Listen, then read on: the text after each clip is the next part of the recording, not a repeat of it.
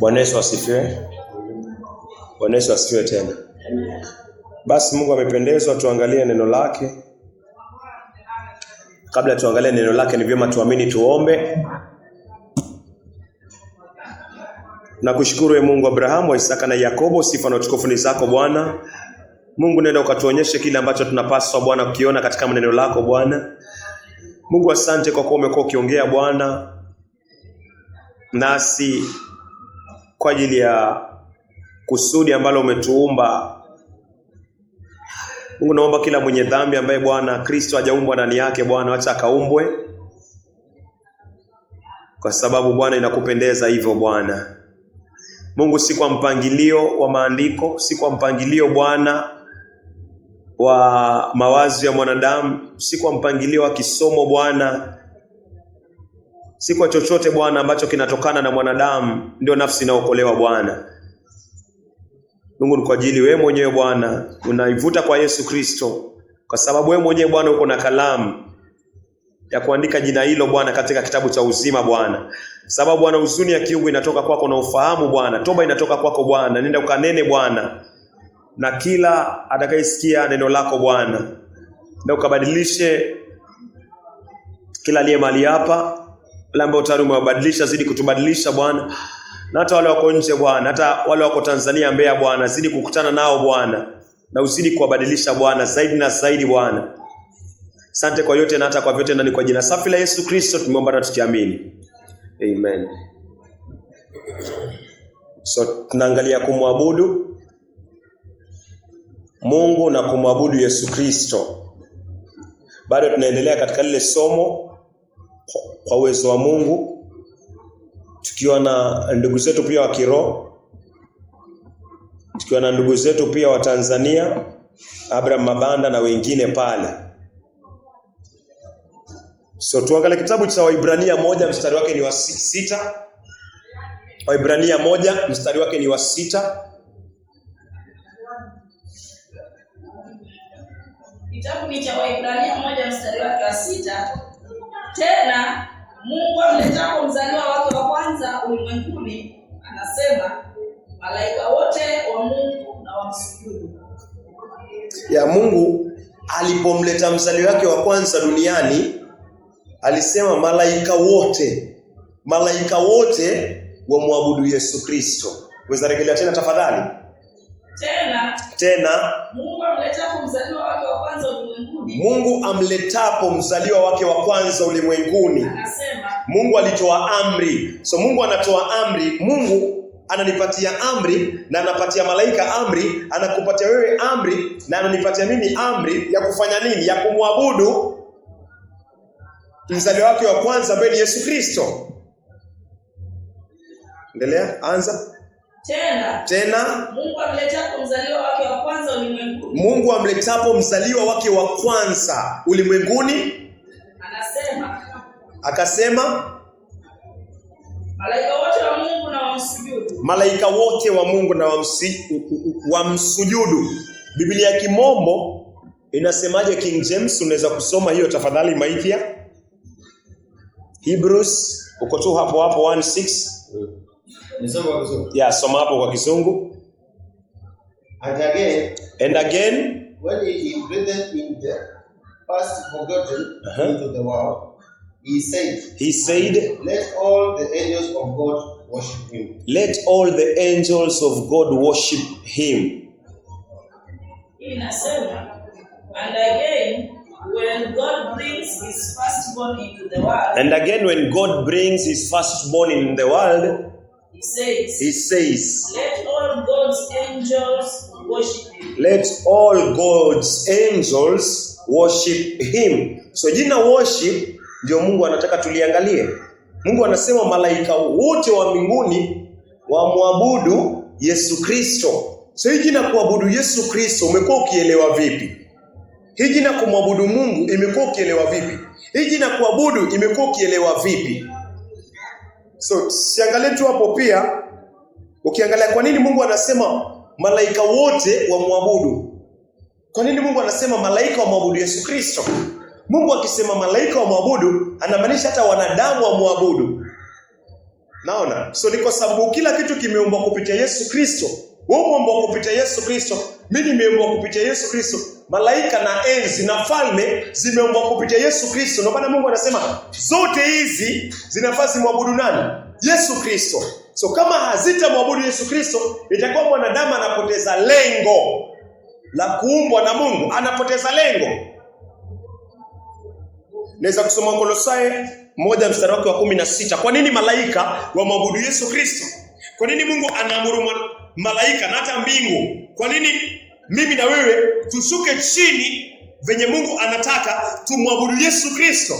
Ni kwa sababu tuliumbwa kupitia Yesu Kristo. Na kama hatumwabudu Yesu Kristo, basi tumepoteza kwanza maksudi ya kuumbwa kwetu.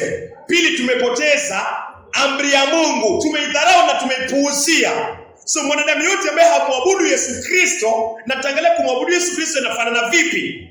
Ili nijitafute, ujitafute wewe pia kama mwenye dhambi, na hata kama ni mtakatifu, ujitafute vizuri kupitia neno la Mungu. Uangalie ni nani unayemwabudu.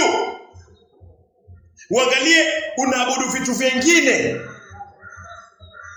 ama unamwabudu Yesu Kristo. Na hii amri ambayo Mungu anasema, mwabudu Yesu Kristo. Mwabudu Yesu Kristo. Je, iko ndani ya moyo wako? Je, unaiweka hiyo amri? Naweza kusoma tafadhali wa Kolosai 1:16. Kolosai 1:16. Kwake yeye vitu vyote vilivyoko mbinguni na juu ya nchi viliumbwa. Kwake yeye Yesu Kristo. Weza anza mstari wa 15 tafadhali.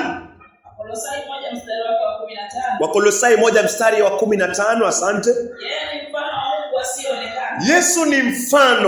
Yesu ni mfano wa Mungu asiyeonekana. Mzaliwa wa kwanza wa viumbe vyote. Yesu ni mzaliwa wa kwanza. Mungu alipomleta mzaliwa wake wa kwanza katika Ibrania 1:6, alisema malaika wote wamwabudu. So twasoma wa Kolosai 1:16. Mungu mstari wa 15 Mungu anaongea kuhusiana Yesu Kristo mzaliwa wa kwanza. So anaongea kuhusiana Yesu Kristo. Mstari wa 16, kwake yeye vitu vyote vilivyoko mbinguni. Kwake yeye huyu mzaliwa wa kwanza ambaye ni Yesu Kristo, vitu vyote maipya, vitu vyote vilivyo mbinguni na juu ya nchi viliumbwa. Vitu vinavyoonekana na vitu visivyoonekana. Viwe ni viti vya enzi au falme au wenye mamlaka au watawala. Vitu vyote, Mungu anasema vitu vyote viliumbwa na Yesu Kristo, kwa ajili ya Yesu Kristo. So vitu vyote viliumbwa na Mungu kupitia Yesu Kristo. Na Mungu anasema aliumba kwa Yesu Kristo, kwa sababu Mungu akiumba anasema iwe na iwe na iwe na iwe. Hilo na iwe ni neno. Yesu Kristo ni neno la Mungu. So Mungu aliumba vyote kupitia neno lake. So anasema malaika, mbingu, vyote vilivyo mbinguni viliumbwa kupitia neno ambaye ni Yesu Kristo. So Yesu Mungu alimtumia kuumba vyote vya mbinguni. Ina maana maserafi, wazee 24, wanne wenye uhai, makerubi, ibilisi, mapepo yaliyoasi yamepewa amri. Mwanadamu pia wamepewa amri na Mungu wamwabudu nani? Yesu Kristo. Na kama mwanadamu afanye hivyo, basi atakuwa katika ziwa la moto. So lazima tuelewe kumwabudu Yesu Kristo inafanana vipi, na kwa nini tunamwabudu. Ni kwa sababu tumeumbwa kupitia yeye na kwa ajili yake yeye. Kolosai inasema hivyo. Kwa ajili ya Yesu Kristo tumeumbwa. Ndio maana Mungu anaamuru mwanadamu anafahamu amwabudu Yesu Kristo. Na kama nikijitafuta katika maisha yangu, kama maisha yangu na maisha yako hayamwabudu Yesu Kristo, then Mungu atakuchoma, kwa sababu hautii amri yake ambayo malaika wanaitii. So kwa nini Mungu anasema tumwabudu Yesu Kristo? Ni kwa sababu vyote viliumbwa kupitia yeye na kwa yeye na kwa ajili ya Yesu Kristo. Ndio maana naambiwa ni mwabudu Yesu Kristo. So mwenye dhambi nafanze kujitafuta. Amekuwa akiabudu mwili wake. Ni nini ina control akili yako, inateka nyara mawazo yako, moyo wangu na moyo wako? Ni nini hiyo ina preoccupy, inajaza. Nini imejaza akili yako, mawazo yako, nguvu zako? Kama si Yesu Kristo, Mungu anasema huyu ni muabudu sanamu. Kama muabudu Yesu Kristo, basi unaabudu sanamu. Kama muabudu Mungu wa Abrahamu, Isaka na Yakobo na amri aliyokupatia, then wewe ni muabudu sanamu. Itakuwa unaenda kanisani lakini utakuwa unaenda bure, utakuwa kwa ushirika lakini utakuwa unaenda bure kwa ushirika. Ni kwa sababu tunaenda kwa ushirika lakini hatujajua kwanza sisi wenyewe personal lengo, kwa nini niko kwa ushirika, kwa nini niko duniani. Muabudu Yesu Kristo, ina maana lazima ugeuke kutoka kwa vyote ambao ni viovu umpatie Yesu Kristo utukufu. Acha turegelee katika Waibrania 1:6 mahali tumeanzia. Waibrania 1:6 anenapo kuhusu malaika asema, Mungu anenapo kuhusu malaika asema, wafanya malaika wake kuwa pepo. Waibrania 1 mahali tumeanzia. Waibrania 1:6 tena Mungu amletapo mzaliwa wake wa kwanza ulimwenguni. Tena Mungu amletapo mzaliwa wake wa kwanza ambaye ni Yesu Kristo ulimwenguni, anasema, Mungu anasema, malaika wote wa Mungu na wamsujudu. Malaika wote wa Mungu wamsujudu. Unafikiri malaika ni wangapi? Malaika ni wengi. Angalia Waibrania tafadhali.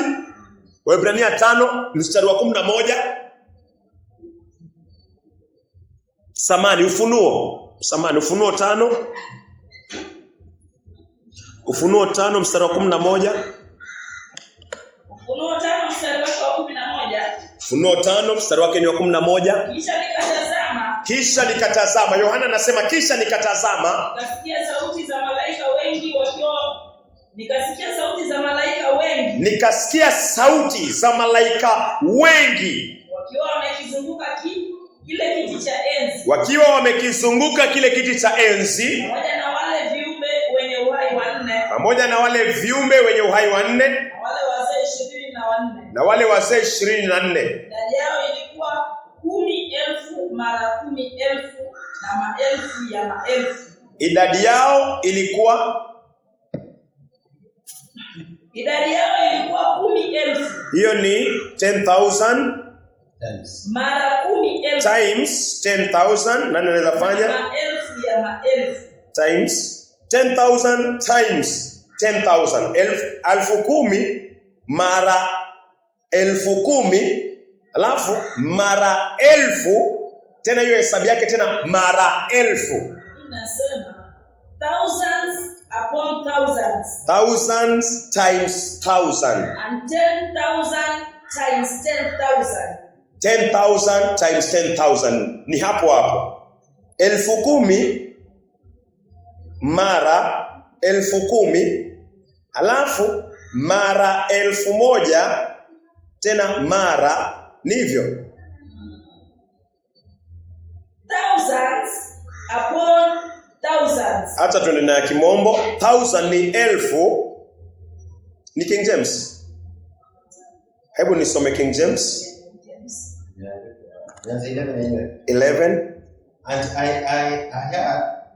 I heard the voice of many angels around about the throne and the beast and the elders. And the numbers of them was 10,000. 10,000. Ngoja kidogo. 10,000.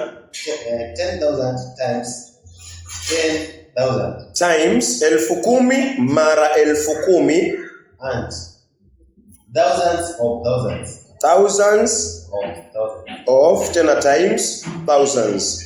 Inakuja ngapi hiyo? Tunakuwa na 0 1 2 3 4 5 6 7 8 9 10 11 12 13 14. So tuko na 014. Tunaandika 1 alafu tunaandika 014. 1 2 3 4 5 6 7 8 9 10 11 12 13 14.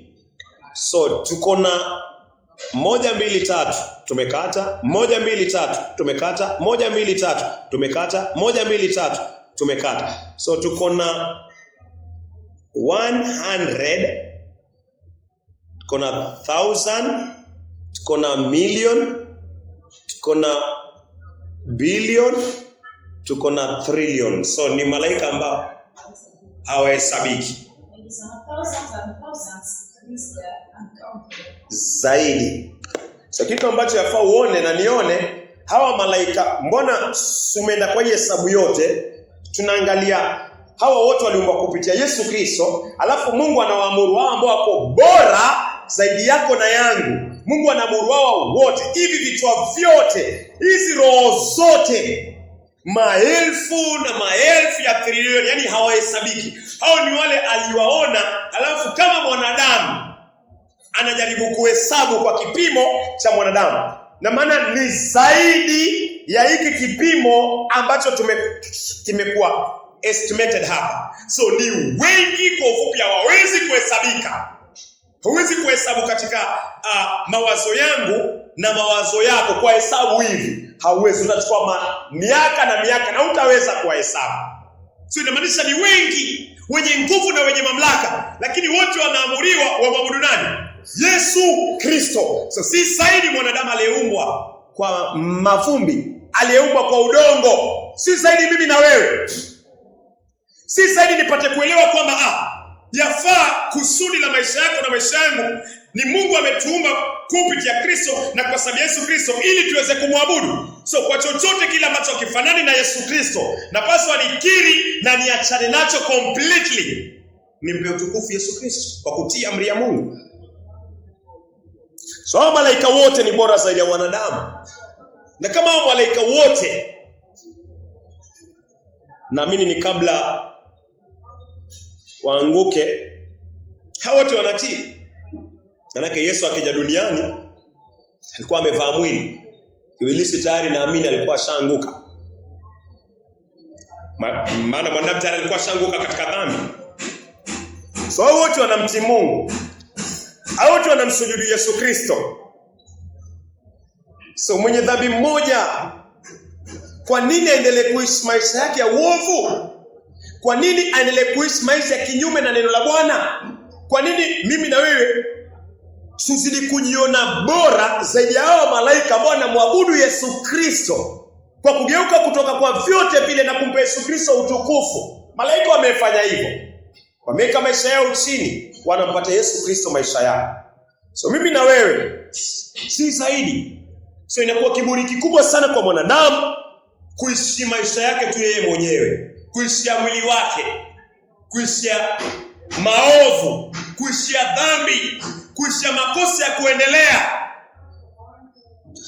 So tukiangalia Ufunuo 4 mstari wa 10,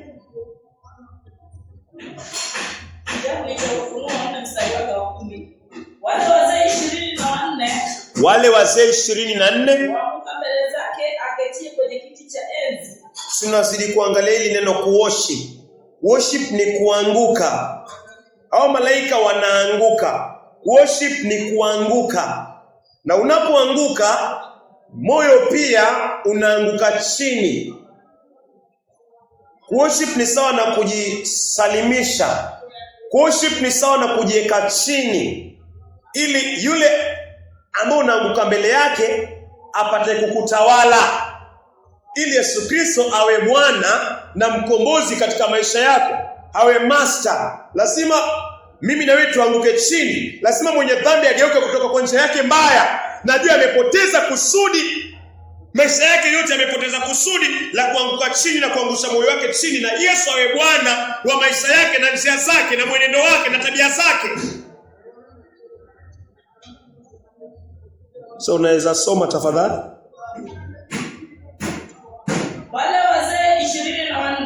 Wale wazee 24 waanguka mbele zake aketie kwenye kiti cha enzi. Wanaanguka mbele zake, mbele ya huyu anayekaa katika kiti cha enzi ambaye ni Mungu wa Abrahamu, Isaka na Yakobo, na kumwabudu yeye aliye hai milele na milele. Na kumwabudu yeye aliye hai milele na milele. Usiweka taji zao mbele ya kiti cha enzi. Usiweka taji zao, taji. Kuabudu ni nini?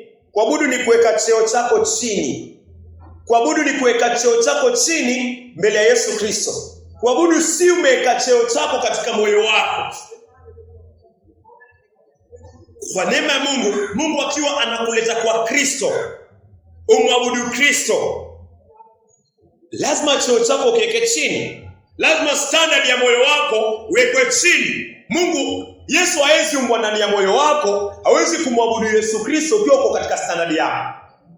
Hauwezi okolewa kama mwenye dhambi. Mungu anakuleta kwa Yesu Kristo. Hakuna mtu anakuja kwa Kristo mpaka Mungu akuvute. Mungu anapokuvuta kwa kukujulisha dhambi na makosa na uasi na uvunjaji wa sheria, kwa kukupatia huzuni yale umeasi, umeyafanya dhidi ya amri zake, na ile mbegu pia umezaliwa nayo kutoka kwa Adamu. Unapoendelea kukiri maovu ya kuungama, Mungu anakupatia huzuni ya kiungu. Mungu anakupatia toba. Mungu anapokuleta kwa Yesu Kristo, moyo wako unakuwa umepondeka. Moyo uwe chini kabisa. Cheo chako, ujiona pengine niko na kitu naweza kufanya. Ujiona pengine mimi ni bora katika hali hii. Mimi nimekuwa nikitumika kama asha, ama nimekuwa nikitumika kama mwinjilisti, lakini bado ndani ya moyo wako hujaikuwa huru mbali na dhambi. Hawa wazee sisi wako na dhambi, hawa wazee ni watakatifu, hawa wazee ni wasafi, lakini bado na utakatifu wote na uzee wao hawaangalia hata umri wao. Wanaweka taji zao chini, wakimpa Yesu Kristo na Mungu utukufu, mwana kondoo na yule aliyekaa katika kiti cha enzi. Ukiendelea kusoma utaona. So standard yao wameweka chini. Kumwabudu hizi zote tunazoziongelea ni hili neno kumwabudu Yesu Kristo. Ili nisiwe na kipimo changu katika moyo wangu, alafu nasema na mwabudu Yesu Kristo katika hiki kipimo changu, ama na mwabudu Yesu Kristo katika muda ambao iko convenient. Yaani saa ambao mimi nataka kuabudu ndo naabudu, saa ambao mimi sitaki kuabudu. Hii si kumwabudu Yesu Kristo. Mwabudu Yesu Kristo ni kila kitu chako kiondolewe. Hawa wazee wanatoa crown zao, taji. Ni wazee. Na ukichunguza maandiko, sidhani kama kuna watu wameishi maisha marefu kama hawa wazee hapa duniani sasa hivi. Hiki kizazi chetu.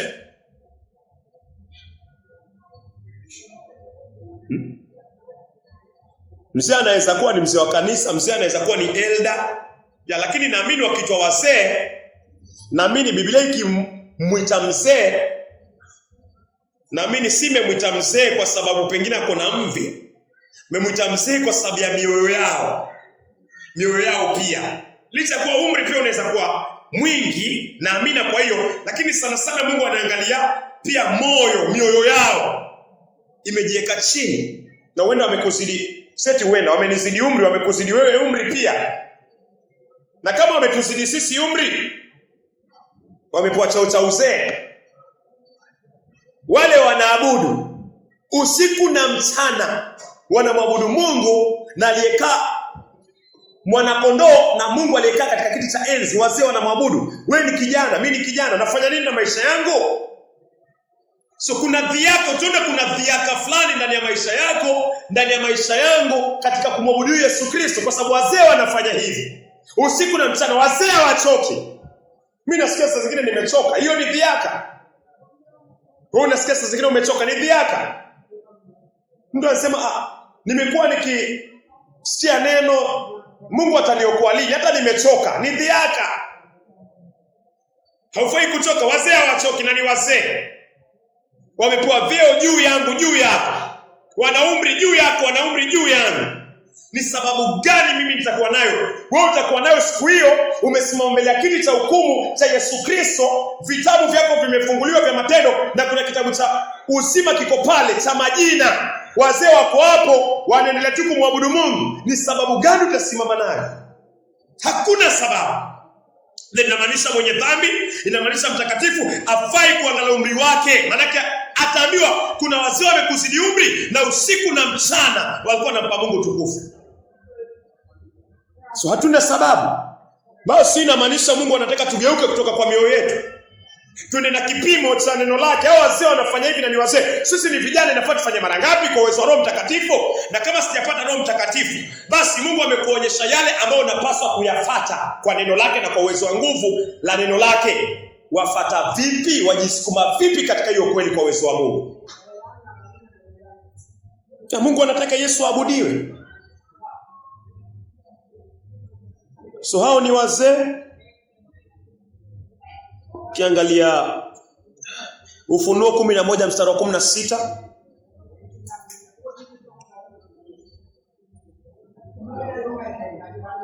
Ufunuo 11:16. Kitabu cha Ufunuo 11 mstari wake wa 16. Nao wale wazee 24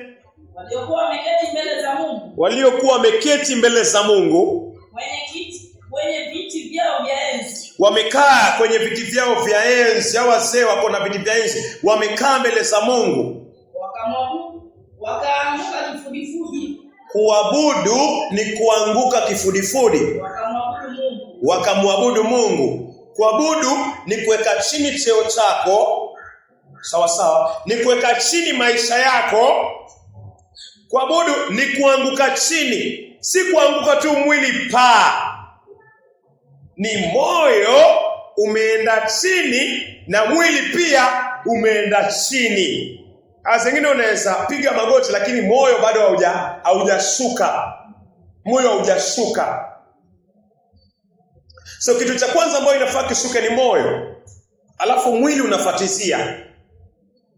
So hiyo changamoto kubwa sana katika maisha yako na katika maisha yangu, kwamba viumbe ambao viko mbinguni venye mamlaka, wenye wanakaa katika uwepo wa Mungu, ambapo wewe ukimwona Mungu unakufa, mimi nikimwona Mungu nafa. Lakini hao wasio wamekaa mbele za Mungu na heshima ambayo anampatia Mungu na mwana kondoo ambaye ni Yesu Kristo, ni zaidi yako na yangu. Then ina maana mwanadamu ndani ya moyo wake uko na kiburi. Ina maana sisi tuko na kiburi kikubwa sana kiasi kwamba hatuoni iko kiburi na tunaona kila kitu tu iko sawa. Lakini malaika wanashangaa, wanasema hata Mungu, mwanadamu ni nani hata umjali? Kwa nini? Kwa sababu mwanadamu ni mtu ambaye amjali hata Mungu.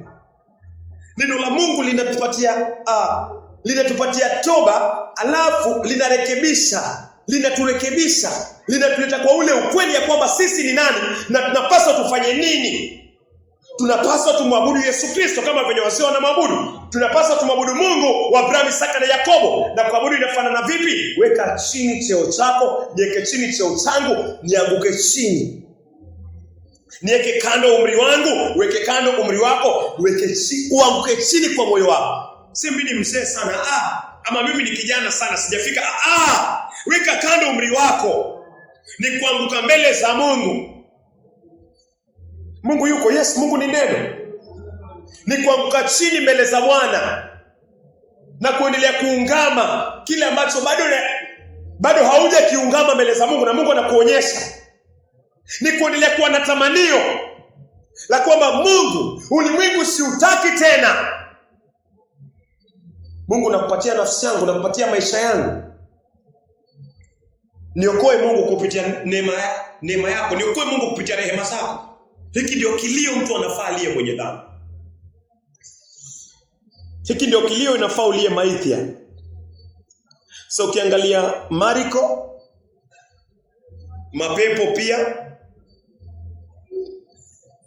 mapepo pia yanamwabudu Yesu Kristo.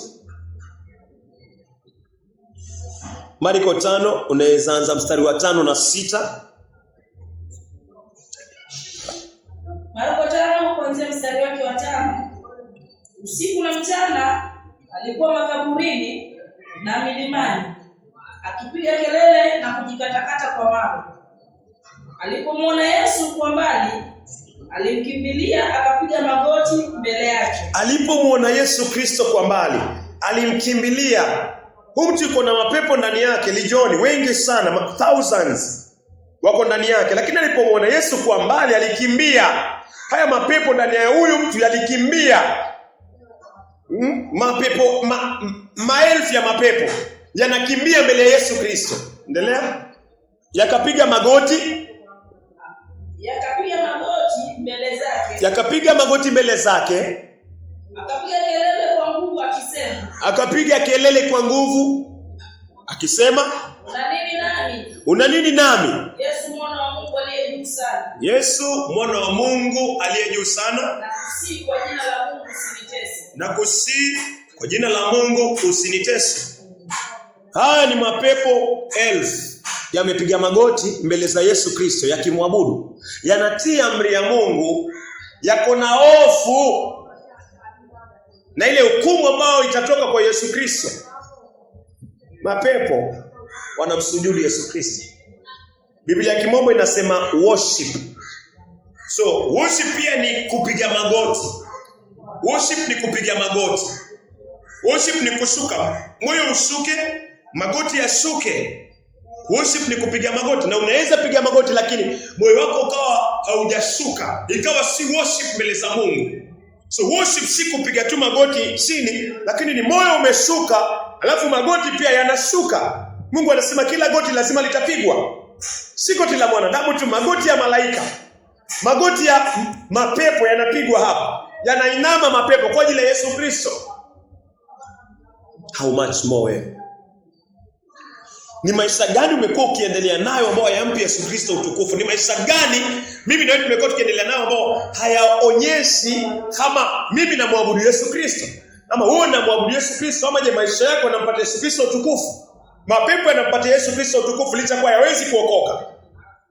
Lakini yako na hofu, yako na heshima mbele za Yesu Kristo. Kuabudu ni kupiga magoti pia, kulala kifudifudi, kuweka chini cheo chako na cheo changu, kuweka chini umri wako na kuweka chini umri wangu, na kumpatia Yesu Kristo utukufu. Kuworship ni kumpa Yesu moyo wako, ni kumwambia Yesu nitawale. Ni sawa na kujimilikisha. Yaani nasema Yesu, wewe ni mmiliki wa nafsi yangu, moyo wangu, akili yangu, mawazo yangu, nguvu zangu. Wewe ni mmiliki. Hiyo ndio kuworship. Umejipeana. So tunaweza ona mapepo yanafanya hivyo. Tukiangalia pia Mathayo 28 mstari wake ni wa 9. Mitume hawa watu wote ni bora zaidi yetu, ni bora zaidi yetu. Na kila ambacho wanakifanya wanamwabudu Yesu Kristo. So mwenye dhambi mwanadamu amemwona kwa Yesu Kristo na kwa ajili ya Yesu Kristo, ni maisha gani anafaa endelee kuishi? Niendelee kunywa pombe, niendelee kulala na wanawake, niendelee kupenda maisha yangu, uendelee kupenda maisha yako, uendelee kuwa na ubinafsi katika moyo wako na moyo wangu. Haufai ujiishie. Haufai ujiishie. Yafaa muishie nani? Yesu Kristo na Mungu. Je, hii amri mimi na tunaitimiza? Mitume wanaitimiza. Unaweza kusoma Mathayo 28:9. Kitabu cha Mathayo 28 mstari wake ni 9. Ghafla Yesu akakutana nao, akasema salamu. Wale wanawake wakamkaribia, wakaishika miguu yake, wakamwabudu. Wanawake akina Mary Magdalene. Wanawake si wanawake tu peke yake. Ukizidi kusoma utaona paka mitume. So hao ni wanawake. Wanawake walimwabudu. Ukizidi kusoma utaona paka mitume wanaanguka chini wanamwabudu. Unaweza rejelea tena hiyo Mathayo? Ghafla Yesu akakutana nao, akasema salamu. Wale wanawake wakamkaribia, wakaishika miguu yake, wakamwabudu. Hiyo ni baada ya Yesu Kristo kufufuka. Wanawake walimwabudu. Wanawake walimwabudu Yesu Kristo. Wanawake wanajua. Akina Mary Magdalene, mamake Yesu Kristo, na wale wanawake wengine wanajua. So wanawake ni bora zaidi ya sisi leo, na mbali sana, kwa sababu wanajua amri ya Mungu ni wamwabudu Yesu Kristo, na wanawake wanaitimiza. Wamekatini maisha yao. Ukiangalia pia Mathayo hiyo 28, unaweza angalia mstari wa 16 na 17. Mathayo 28 mstari wa 16. Basi wale wanafunzi 11 wakaenda hadi Galilaya, kwenye ule mlima ambao Yesu alikuwa amewaagiza. Walipomuona wakamwabudu, lakini baadhi yao wakaona shaka. Walipomuona wakamwabudu. Wanawake walimwabudu. Malaika hawahesabiki wanamwabudu. Mapepo yanamwabudu. Mitume Licha kuwa walikuwa na shaka ndani ya mioyo yao, lakini maandiko yanasema walimwabudu. Rejelea tena tafadhali, walimwabudu, mitume walimwabudu. Basi wale wanafunzi 11 wakaenda hadi Galilaya. Kwenye ule mlima ambao Yesu alikuwa amewaagiza. Walipomwona Yesu Kristo, wakamwabudu. Hao 11 wakamwabudu Yesu Kristo. Ina maana walianguka chini katika magoti yao. Ina maana mioyo yao ilishuka. Ina maana wanasema sisi akili zetu, mioyo yetu, wewe ni Bwana. Wewe ni Bwana yani wewe ni master katika moyo wangu. Wewe ni master katika moyo wako. Hiyo ndio kuabudu. Wakampa Yesu Kristo na Mungu utukufu. Maisha yako yamekuwa yakipatia nini utukufu? Ni wanawake, ni wanaume, ni siasa, ni kupenda maisha ya ulimwengu huu. Nini maisha yako yamekuwa yakipatia utukufu? Ni mitume. Mitume wanatimiza neno la Bwana. So sifai niishie starehe yoyote ile. Sifai niishie chochote kile. Yafaa nimpende Mungu kwa moyo wote, akili yote, mawazo yote, nguvu zote. Na itafanana vipi? Itafanana kama unageuka kutoka kwa maovu. Unaachana nao, unahutaki connection yoyote na hiyo. Unasalimisha moyo wako kwa Bwana ambaye ni Yesu Kristo. Akutawale na kuongoze na niongoze. Kuabudu ni kuweka vyeo vyao chini. Wameka vyeo vyao chini hawa mitume. Wameka umri wao chini hawa mitume. Kuabudu ni kuanguka kifudifudi kama wale wazee na malaika. So unaweza kuona maisha yangu na maisha yako yanafanana na nani katika hawa? Je, yanafanana na malaika? Yanafanana na hawa mapepo yanapomwabudu Yesu Kristo? Yanafanana na hawa wanawake? Je, yanafanana na hawa mitume? Yanafanana na manabii? So kama sifanani na hawa, yafaa uhuzunike. Kwa nini ufanani na hao? Na hawa ni bora zaidi yako na zaidi yangu. Alafu nizidi kugeuka kutoka kwa moyo kwa uchungu mwingi sana na kufanya kile ambacho Mungu anataka kifanywe na moyo wako wote, na moyo wangu wote. Unaweza angalia pia watu ambao maandiko yanawaita wise men. Biblia ikitambua mtu kama mwenye busara. Biblia imechunguza. Biblia si kitabu ambacho kinaweza tambua mtu mpumbavu iseme huyu ako na busara. Biblia ikikuita mwenye busara, Biblia ikikuita mwenye hekima, Biblia ikisema wise men, ina maana Biblia imekuchunguza, imefanya uchunguzi katika ukamilifu, ikasema hawa ni wise men. Na kama hawa wise men walishuka wakaeka chini umri wao, wakaeka chini hekima yao walieka chini. Huwezi kuja na kwa Yesu kwa hekima yako. Hatuwezi kumwabudu Yesu Kristo maipya katika mipangilio yetu ya kimwili. Mungu akikuleta kwa Yesu Kristo anakuambia hekima yako inafaa ianguke chini. Mungu akiwa ananileta kwa Yesu Kristo, anakuleta kwa Yesu Kristo, anakuambia cheo chako kinafaa kiwe chini. Mungu akiwa anakuleta kwa Yesu Kristo anakuambia huu mwili si wako tena, hii akili si yako tena, hii nguvu si yako tena, hii ni ya Yesu Kristo. Ujisalimishe kwa Yesu Kristo kwa kugeuka kutoka kwa ile maovu yote. Na huo ndio wokovu. Huo ndio wokovu. Kujisalimisha. Maandiko alieleza waenda vitani na umetambua kwamba silaha zako ni dhaifu. Yule ambaye unaenda kupigana naye silaha zake ni kali zaidi. Yesu anakuambia haraka, tubu, fanya mapatano. Yaani siendi vita tena. Nimekubali kujisalimisha. Ndio hivyo Yesu tunao wote wanamwabudu Yesu Kristo. Hao wote wamegeuka kutoka kwa maisha machafu isipokuwa tu mapepo tu. Malaika, mitume, wanawake wamegeuka kutoka kwa uovu, wanawake maipya, mitume wamegeuka, manabii wamegeuka, wanampa Yesu Kristo utukufu, wanamuishia Yesu Kristo. Hawa ni wa kiroho zaidi ya mimi na wewe. Ina maana Yesu Kristo ni mkuu zaidi ya hawa wote. So mimi na wewe silaha zetu hazitoshi kupigana na Yesu Kristo. Yesu anarudi mara ya pili. Then atanipata nikiwa kinyume na yeye ama atanipata nikiwa na yeye?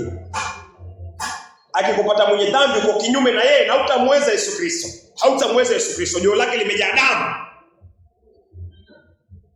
Miguu yake anakuja kukanyaga kama chombo kinachokanyaga nafaka. Kinakanyaga. Atakanyaga nani? Wenye dhambi ambao hawajajisalimisha kwake.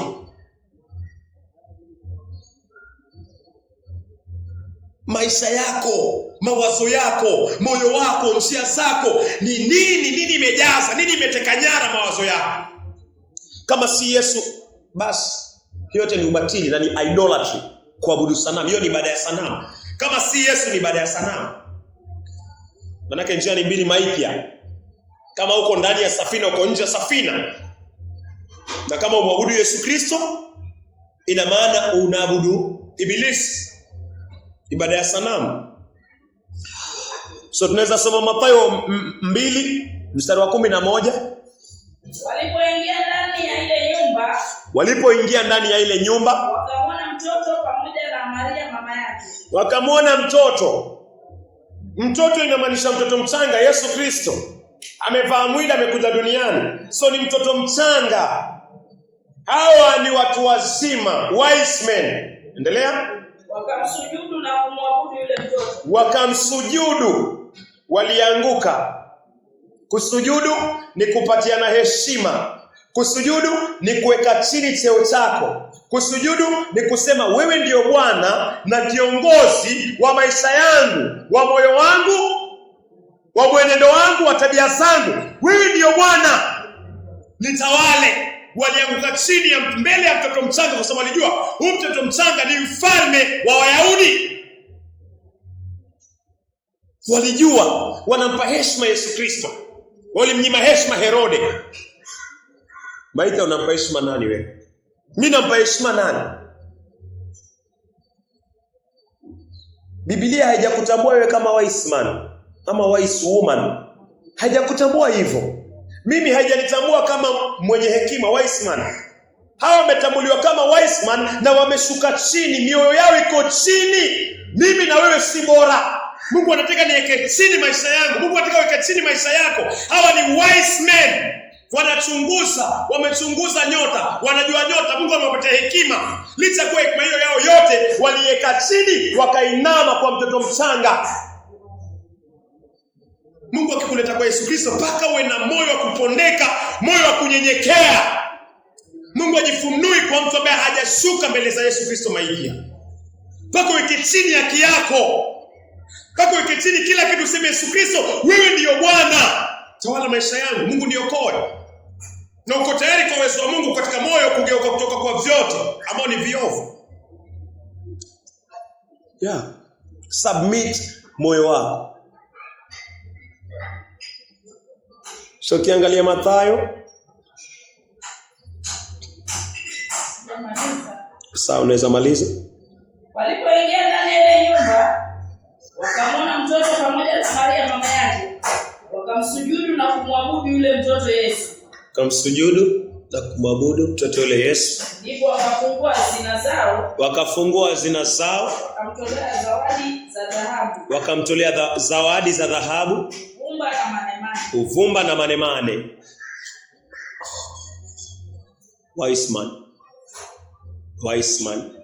Wewe ile kiburi ambao mimi na wewe tuko nayo. Wewe ile kiburi ya mwanadamu ambaye haiki maisha yake chini. Haiki maisha yake chini kwa ajili ya Yesu Kristo. Kuweka maisha yako chini ina maana unageuka kutoka kwa uovu, na hakuna connection nyingine between wewe na uovu. Kuweka maisha yako chini inamaanisha Yesu nitawale kuanzia sasa mpaka mwisho wa maisha yangu. Yesu Kristo nitawale. Akili, mwili, moyo na vyote vilivyo vyako na nyumba yako. Yesu awe mtawala wako. Na kumheshimu na kushuka chini na kufuata amri zake. Kumwabudu ni kufuata kile ambacho ameniamuru. Yeye ni neno, ananiambia nisiwe na miungu mingine. Yeye ni neno, anakuambia usiwe na miungu mingine. Kuabudu ni sina Mungu mwingine. Yeye ni hilo neno. Anakuambia usifanye sanamu ya kuchonga. Usinamie sanamu ya Maria. Usiwe na miungu mingine, usiende kwa waganga. Yesu anasema hivi, yeye ndio neno. Kumwabudu ni kuzishika amri zake na kuzitii. Anakuambia usilitaje jina lake kwa ubatili. Usilitaje jina lake bure. Ananiambia ikumbuke siku ya Sabato. Kwa nini ikumbuke? Ni kwa sababu mwanadamu ako na ugonjwa wa kusahau. Na ndio ulimwengu umesahau sasa. Ndio maana anakuambia remember, ikumbuke. Kwa nini alisema ikumbuke? Hakusema weka Sabato. Alikwambia ikumbuke, ni kwa sababu alijua wanadamu wataisahau na wataleta mambo mingi na mafundisho mingi ya ubatili. Akamwambia kumbuka. Anamaanisha hii ni muhimu, kumbuka. Ikumbuke siku ya Sabato. Naambia ni heshimu wazazi, akakwambia heshimu wazazi. Ni Yesu Kristo. So geuka kutoka amri hizo. Usiue. Usitoe mimba. Usiambie mwingine atoe. Usichukie kwa moyo. Usiingie katika chochote kile ambacho kinaitwa masturbation. Usiue, usizini. Usizini na mke wa mwenyewe, mume wa wenyewe. Yesu amesema hivyo, mtu ambaye anazini hamwabudu Yesu Kristo na Mungu atamweka jehanamu. Mtu ambaye anavunja amri za Mungu, anavunja neno la Mungu ambaye ni Yesu Kristo lililotoka kwa kinywa cha Mungu, Mungu atamweka jehanamu. So amri inahusiana direct na kumwabudu Yesu Kristo. Mimi nisizini,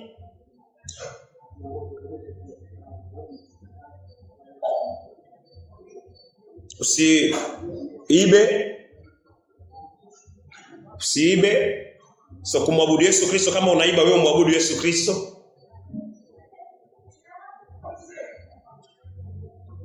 Usishuhudie jirani yako uongo, usidanganye. So kama unadanganya inamaanisha umwabudu Yesu Kristo. Usitamani vya jirani yako. So kama niko na tamaa, uko na tamaa. Kuna tamaa. Lakini unaona mimi nimeingia kwa ibada na muabudu Yesu Kristo. Mungu anakuambia muabudu Yesu Kristo. Umwabudu Mungu wa Abraham, Isaka na Yakobo, kwa sababu waenda kinyume na amri zake. Hiyo ni Kutoka 20 mstari wa 1 mpaka 17. So kumwabudu mpaka nijiangalie na amri pia. Ujiangalie na amri.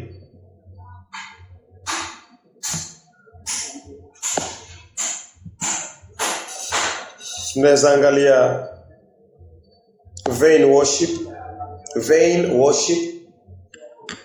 Ni katika njia gani ile ambao sikumwabudu Yesu Kristo? Kiangalia Marko 7:6 na 7. Kwanza kabla usome, kwenda kinyume na amri za Mungu sikumwabudu Yesu Kristo. Kila mwanadamu akizaliwa hajazaliwa na amri ndani ya moyo wake. So kila mwanadamu azaliwi kama muabudu wa Mungu Abraham, Isaka na Yakobo na Yesu Kristo. Kila mwanadamu anazaliwa kama mpagan. Hana amri katika moyo wake, hana amri katika mawazo yake, hayajaandikwa katika fikra zake. So kwenda kinyume na amri za Mungu hizo ambazo tumezieleza, sikumwabudu Yesu Kristo. Kanisa la roho na kweli linatii amri za Mungu. Kanisa ambalo linamwabudu Yesu Kristo wanatii amri za Mungu. Kanisa ambalo alimwabudu Yesu Kristo, ambalo si kanisa la Bwana, ni sinagogi la Shetani, alitii amri za Mungu.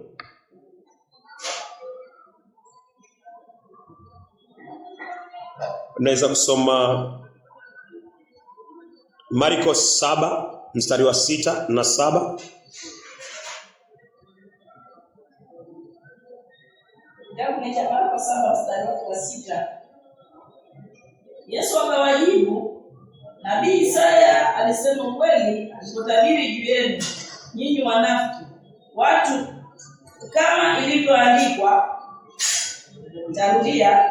Yesu akawajibu, Nabii Isaya alisema kweli alipotabiri juu yenu nyinyi wanafiki, kama ilivyoandikwa, watu hawa huniheshimu kwa midomo yao, lakini mioyo yao iko mbali nami. Watu hawa huniheshimu kwa midomo yao, lakini mioyo yao iko mbali. So unaweza kuwa niko katika ushirika, ama uko katika ushirika, ama uko katika kanisa, lakini Yesu anasema watu hawa wananiabudu. So kuna kumwabudu Yesu Kristo katika njia nyingine ambao ni kwa mdomo tu, lakini moyo uko mbali. Hii inaitwa vain worship. Inaweza kuwa mnaimba kweli, inaweza kuwa unashika Biblia kweli, inaweza kuwa kuna mhubiri kweli, inaweza kuwa kuna mafundisho kweli, lakini Yesu anasema usisahau kuna kumwabudu Yesu kwa kweli na kuna kumwabudu Yesu pia katika vain. So unaweza kuwa na mwabudu Yesu Kristo lakini katika vain worship. Naanguka vile vile, napiga magoti vile vile, lakini moyo hauguswi, haubadiliki, sibadiliki. Sitii amri za Mungu ambayo ni neno la Mungu ambaye ni Yesu Kristo. Ambaye naambiwa ni muabudu Yesu Kristo, ambaye ni neno na ambaye ni abudu hilo neno. La usizini, usiibe, usiue, heshimu wazazi wako, na ambaye ni heshimu mamlaka inayonitawala, na ambaye nikumbuke siku ya Sabato na nitakase, naambiwa usiwe na miungu mingine. Hili neno ni Yesu Kristo. Yesu anasema kuna vain worship, kumkaribia Yesu kwa mdomo lakini moyo uko mbali. Moyo hauna amri za Mungu hapa.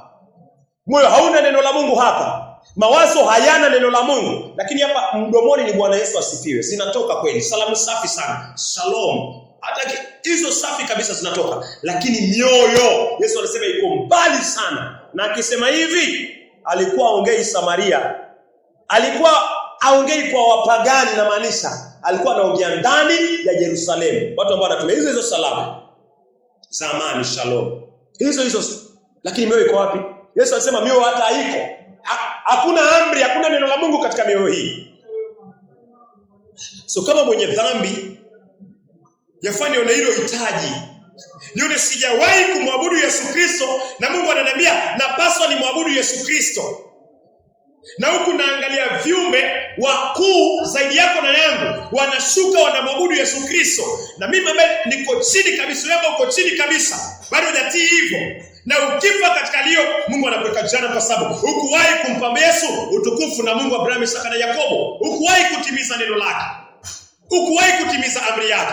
Na huko unataka licha kuwa naona kweli yafaa ni muabudu Yesu, lakini nimekuwa nikiishi maisha machafu. Mungu nihurumie, nisaidie. Sitaki niendelee kwa haya, nataka ni shift haraka upesi kwa uwezo wako kwa haya ambayo ni yako, na sina nguvu. Lakini moyo wangu uko na willingness kwamba nimeona makosa yangu, sitaki tena kuendelea katika hali hii, nisaidie. Na uko na willing heart ya kutoka kwa haya. Kama hiyo imefanyika, basi nafai kusongeze mpaka kwa msalaba, ikusulubishe, uamini damu ya Yesu Kristo. Hizo dhambi za kutomwabudu Yesu Kristo na kuvunja amri na kurithi dhambi ya Adam siosho completely, siondolewe. Mungu achukue roho ya Kristo aike ndani yako, achukue amri zake zike ndani yako, umwabudu Yesu Kristo. Hiyo ndio njia. Yesu anasema watu hao wananiheshimu kwa midomo lakini mioyo yao, wananiabudu kwa midomo lakini mioyo yao iko mbali nami. Hii inafananaje? Ukiangalia Marko 15, Marko 15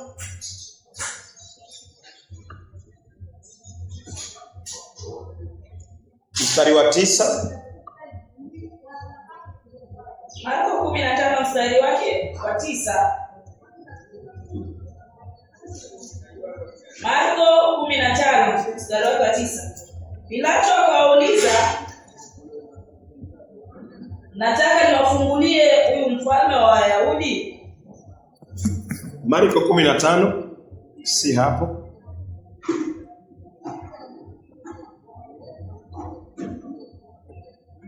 Samani ni Marko 5. Marko 15:19 si 9. Marko 15:19.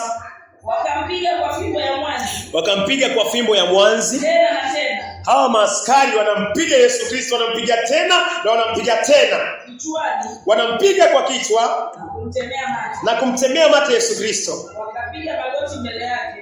Wakapiga magoti mbele yake. Wakamsujudia na kumdhihaki. Wakamsujudia na kumdhihaki. Waona? Hao maaskari wamepiga magoti chini. Hao makerubi na maserafi wamekaa magoti chini. Wazee 24 wamekaa magoti yao chini. Hawa wise men wamekaa magoti yao chini, wenye hekima.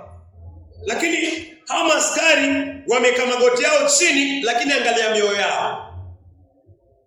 So kumwabudu Yesu Kristo si kuweka tu magoti chini. Hii ndio Yesu anaita vain worship. Watu wananikaribia kwa vinywa wananikaribia, lakini mioyo iko mbali. Ndio hawa askari. Waweza kuwa katika hiyo system, waweza kuwa katika hicho kifungo. Magoti yako chini, lakini magoti si kama ya hawa wazee 24. Magoti yameka chini na wale pia wasiwa wameka chini, lakini hawa maskari wameka magoti yao chini ya kumdhiaki Yesu Kristo. Inaweza kuwa naishi maisha hayo. Yafananaje na siku hizi? Nasikia neno, lakini maisha yangu bado ni machafu, naenda kinyume na amri za Mungu. Yesu ni neno la Bwana. Mungu anasema usizini. Nasikia neno na bado zinaa na iendelea nayo ndani ya moyo, ama uongo. Mungu anasema usidanganye, usishuhudie jirani yako uongo. Lakini niko kwa ushirika, nasikiza neno, naona ni kama hata nahubiri ama hata natumika katika hali yote ile, lakini bado naendelea na uongo. Hii ni sawa na hawa maskari. Nimeweka magoti chini kama maserafi, nimeweka magoti chini kama wazee 24, lakini magoti haya hayaendani na kile kiko ndani ya moyo. Yesu anaita vain worship. Hii haiwi tena kumwabudu Yesu Kristo. Ni kwa sababu gani? Magoti hawa maskari yako chini, magoti ya wazee 24 yako chini, magoti ya hawa wanawake yako chini, magoti ya hawa mitume yako chini. Ukiangalia utaona duara, watu wote wameweka magoti chini. Lakini Yesu anasema si kuweka tu magoti chini tu. Yesu anataka kuabudu. Ibada inaanza kwa moyo. Kabla itoke kwa mwili, inafaa imeanza kwa moyo. Maserafi wakiweka magoti chini, ndani ya moyo yao tayari iko chini. Yesu tuongoze. Yesu wewe ndio mwana wa Mungu. Yesu wewe ndio mfalme wa Wayahudi. Yesu wewe ndio Bwana. Yesu tuongoze. Lakini hawa maaskari licha kuwa wameweka magoti chini, lakini mioyo yao haijapokea Yesu Kristo. Inamdhiaki Yesu Kristo. Inafananaje? Inafanana kwa ushirika. Niko katika neno, nabeba Biblia, nasoma Biblia, lakini sitii yale ambayo Yesu Kristo ananiamuru niyafanye. Anasema watu wasio na kiburi, niko na kiburi. Watu wasipende maisha yao, bado napenda maisha yangu. Watu wageuke kutoka kwa maovu, wakikiri Yesu Kristo wageuke kutoka kwa maovu. Bado namkiri Yesu na natoa salamu za Yesu, lakini bado niko katika maovu yale. Hii ni kupiga magoti. Hii ni kusujudu, lakini si sawa na maserafi, si sawa na wazee, si sawa na kuabudu kibibilia. Yesu anasema hii ni vain worship. Ibada ama kumwabudu Yesu Kristo kwa ubatili. So ni watu wangapi wanapeana vain worship? Itakuwa inafanana na ibada. Mungu akaandika katika maandiko kwamba watu hawa outwardly wanaonekana wana uungu. Wako godly nje, lakini ndani wanaipinga kazi ya Mungu. Nje ni kama makaburi. Nje makaburi ambayo yamepakwa chokaa, yako white, yanapendeza nje, lakini ukishuka ndani unaona ni miozo. Yesu anasema hivi maipo. So yafaa nijichunguze sana, nijichunguze katika zile kweli ambazo Mungu ananihubiria. Matunda ni gani? Nageuzwa kutoka kwa nini? Na tangu niweze kusikiza injili ya kweli, ni wapi uovu Mungu alinionyesha na nikaukiri na nikauacha, ama bado naendelea nao? Ili nisimdhiaki Yesu. Yesu adhiakiwi, utajidhiaki mwenyewe, nitajidhiaki mwenyewe.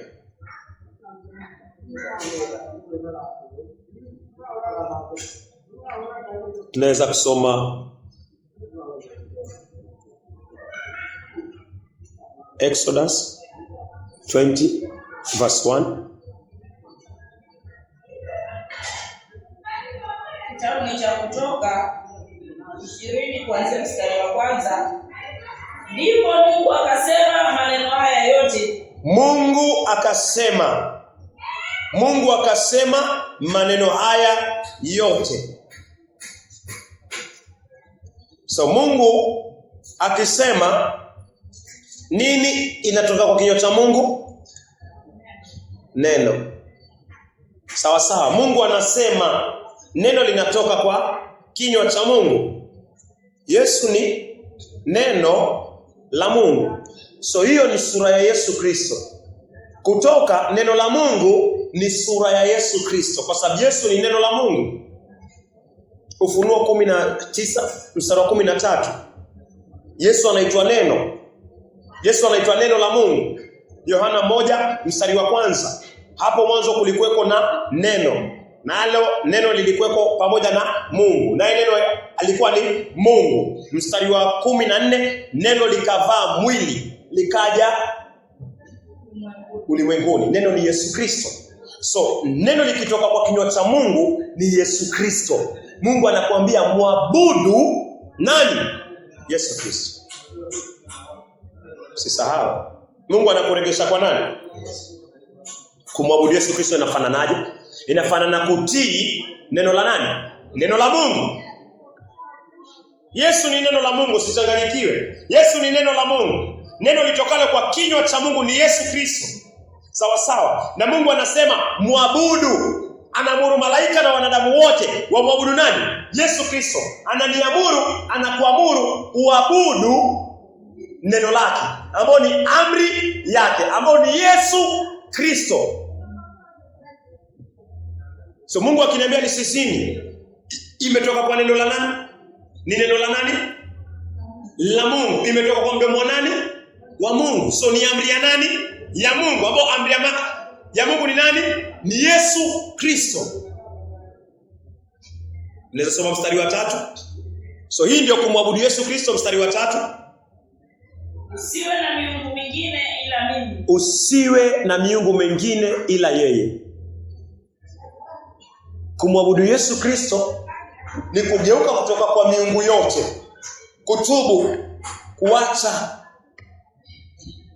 Waelewa? Kumwabudu Yesu Kristo ni kugeuka kutoka kwa miungu yote, kukiri na kuacha, na kuenda laini ndani ya moyo wako kwamba kuanzia hili neno nimelisikia, ule uovu nikionyeshwa hapo nafaa nikiri na niwache completely. Ninge katika ibada ya Yesu Kristo. Mstari wa 4, usijitengenezee sanamu katika umbo la kitu chochote kilicho juu mbinguni au duniani chini au ndani ya maji.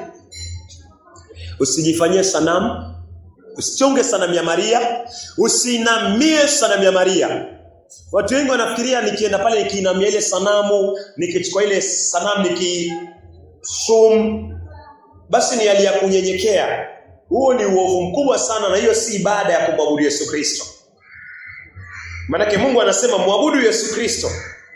Na hilo Mungu akisema usifanye sanamu ya kuchongwa, usinamie wala usisujudie, hilo neno ni Yesu Kristo. Hiyo amri ni Yesu Kristo, na kumwabudu Yesu ni kutii hiyo amri. Yesu asifiwe. Ona venye Mungu anakuletea Yesu. Haina tofauti na Mungu anakuletea amri zake, amri 10 anakuletea. Anakuambia huyu ni Yesu Kristo, msujudie na umwabudu kwa kumsikiza na kumtii na kushuka chini, kuweka moyo wako chini maisha, kuweka chini moyo wako na kusema sihitaji miungu mingine. Inaweza kuwa fedha, miungu. Inaweza kuwa sanamu, miungu. Sports ni miungu. Siasa ni miungu. Gazeti ni miungu. Chochote ambacho unakipatia muda wako mwingi zaidi ya Mungu inakuwa sanamu. So siabudu miungu mingine. Unaweza kusoma mstari wa 7. Kutoka 20 mstari wake ni wa 7. Usilitaje bure jina la Bwana Mungu wako, kwa kuwa Bwana hataacha kumhesabia hatia yeye amtajaye jina lake bure. Ya Mungu anakuambia usilitaje jina lake bure. Usilitaje bure. Nikisema Bwana Yesu asifiwe, Mungu anataka nigeuke kutoka kwa uovu. Ukisema Bwana Yesu asifiwe, Mungu anakuambia utalitaja bure kama utaendelea katika uovu. Pia Mungu hataki uwape kwa jina lake katika udanganyifu. Usiape, usilitaje bure. Usifanye na mzana neno la Mungu na jina lake. Kumwabudu Yesu inafananaje? Kutii hiyo amri. Mtu yote ambaye anataja jina la Yesu na anaendelea na uovu, hamwabudu Yesu Kristo, na Mungu atamchoma. Kumwabudu Yesu Kristo ni kutii amri. Ni kulitaja jina la Mungu ukiwa unaomba. Ni kulitaja jina la Mungu ukiwa unapeana kama salamu, Bwana Yesu asifiwe.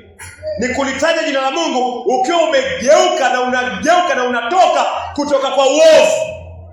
Lakini isiwe katika uovu alafu tunapeana Bwana Yesu asifiwe. Bwana Yesu asifiwe. Mmetoka wapi? Tumetoka kuabudu Mungu, tumetoka kuabudu Yesu Kristo. Kama mnavunja amri, hamwabudu Yesu Kristo, kwa sababu Yesu Kristo ndio hiyo amri. Yesu ndio hiyo neno imetoka kwa kinywa cha Mungu. Yesu ndio Kutoka 20. Na kumwabudu Yesu ni kutii Kutoka 20. Na maisha mengine yote ambayo ni ya utakatifu na ya haki. So hakuna mtu ataingia mbinguni kama hatii amri za Mungu, kwa sababu huyo mtu hajawahi kumwabudu Yesu Kristo. Yesu ni neno la Mungu. Hilo ni neno la Mungu. Amri za Mungu ni neno la Mungu. Mungu anasema abudu hizo amri. Mwabudu Yesu Kristo. Zitii, anguka, zisujudie neno lake.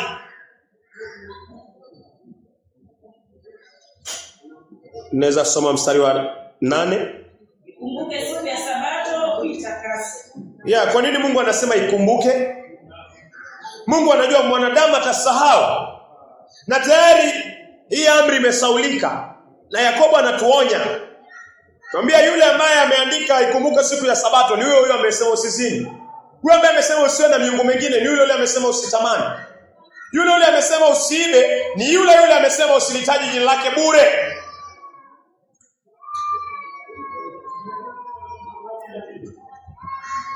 So Mungu anakueleza na ananieleza hivi. Nikumbuke siku ya Sabato na niitakase. Naweza soma mstari wa 12. Waheshimu baba yako na mama yako. Waheshimu baba yako na mama yako ili upate kuishi siku nyingi. Ili upate kuishi siku nyingi. Mungu anakuambia kumwabudu Yesu Kristo ni kuheshimu neno lake. Kuheshimu neno lake ni kuheshimu amri yake. Mungu anakuambia waheshimu wazazi wako. Hauwezi muabudu Mungu, huwezi muabudu Kristo kama hautii amri zake.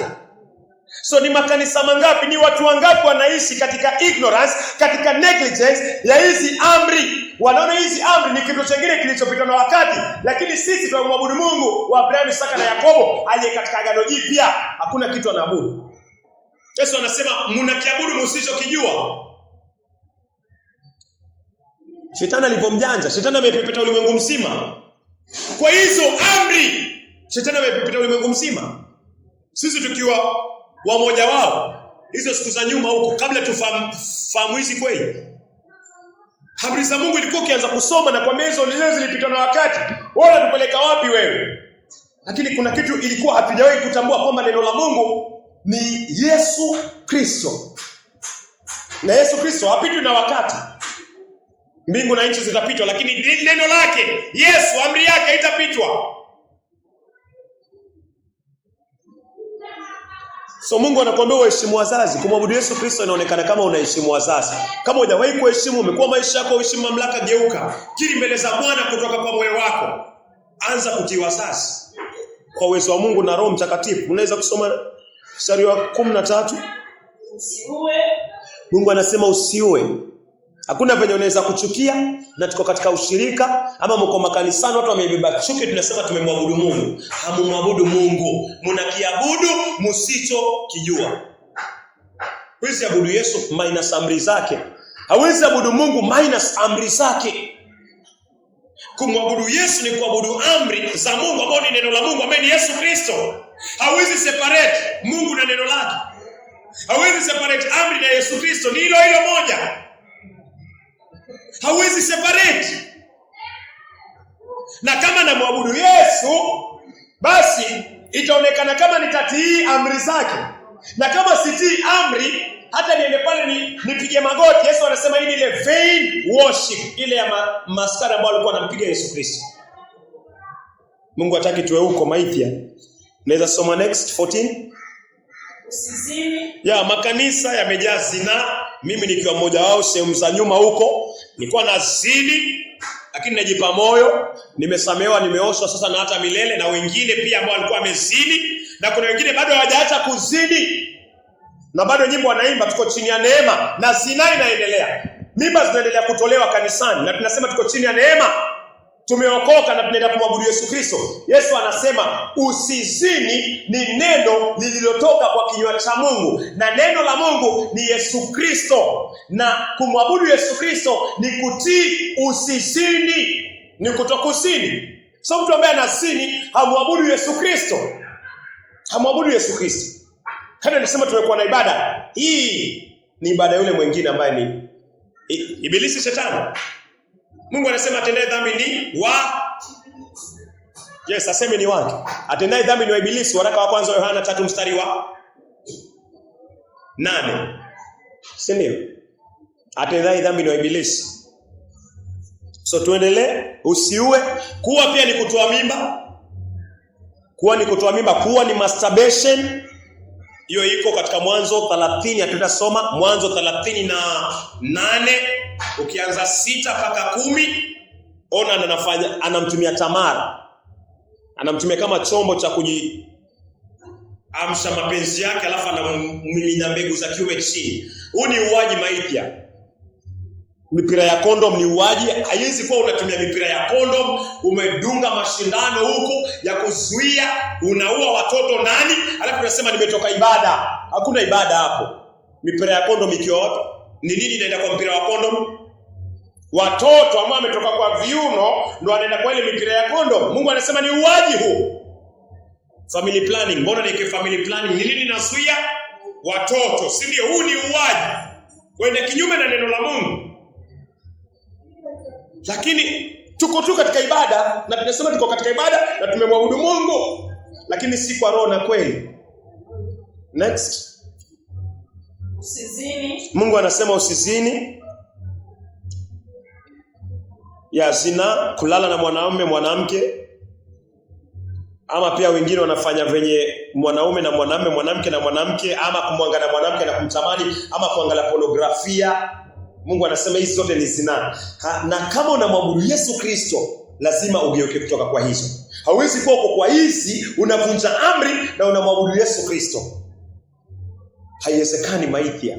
So toba inaanzia wapi? Toba inaendelea wapi? Inaendelea hapo hapo. Na siji kujitafuta, na siji kujitafuta, na siji kukiri kwa uwezo wa Mungu, na siji neno la Mungu linazidi kuweka laini clear kabisa ndani ya moyo. Alafu nazidi kusukumwa kabisa kugeuka kutoka kwa uovu na kuweka imani kwa kazi ya Yesu Kristo. Mungu anasema mwabudu Yesu Kristo. Weka chini kila kitu. Next. Usiibe. Mungu anasema usiibe. Hawezi kuwa unaiba kanisani, pesa zinaibiwa, watumishi ni waizi, zinaibiwa, ufisadi. Naona ufisadi, kuuza maji, kuuza vitambara, hiyo yote ni ufisadi. Hiyo yote ni wizi. Mtu yote ambaye anafanya hivyo ni mwizi mbele za Bwana. Kuuza mafuta, kuuza vifagio, kuuza misumari, hiyo yote ni wizi. Hiyo siku muabudu Yesu Kristo. Haifanani. Haifanani. Huo ni wizi. Na licha ya kuwa mtu atajaza crusade nasema tunaenda kuabudu, hamwendi kuabudu Mungu. Mnaabudu Mungu ambaye hamumjui, mnaabudu kile ambacho hamkijui. Kumwabudu Mungu inafanana amri zake. Hilo neno ni Yesu. Na Mungu ananiambia ni muabudu Yesu Kristo. So inamaanisha ni mtii Yesu Kristo katika usiibe, usizini, usiue, heshimu wazazi, usiwe na miungu mingine, kumbuka siku ya Sabato. Na zingine zote. Next. Usimshuhudie jirani yako uongo. Usimshuhudie jirani yako uongo. Hapo kwa kuiba pia Mungu anataka niangalie sana, lakini ni somo lingine tutakuja kuliangalia kwa Yesu Mungu, lakini Mungu anataka lielezwe pia. Weza kumwibia Mungu katika matoleo. Naweza kumwibia Mungu katika matoleo. So niangalie, nisifikirie kuiba ni wale ambao wanauza maji, lakini mimi pia si muaminifu katika matoleo. So yafaa nijiangalie na ujiangalie hapa. Nisije nikamwibia nani? Mungu. Maana zote ni zake. Hizo zote amenipatia na amepatia ni zake. Alafu anasema hebu nipatie.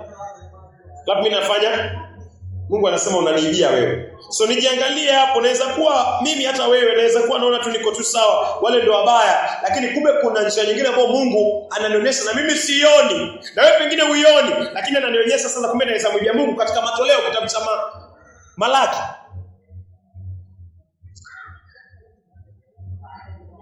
Matoleo yalianza na Abraham hata kabla sheria. Abraham alitoa alipokutana na Melkisedeki na kuendelea huko kote. So Mungu anataka nijichunguze na ujichunguze na niwe mwaminifu kwake mimi na wewe.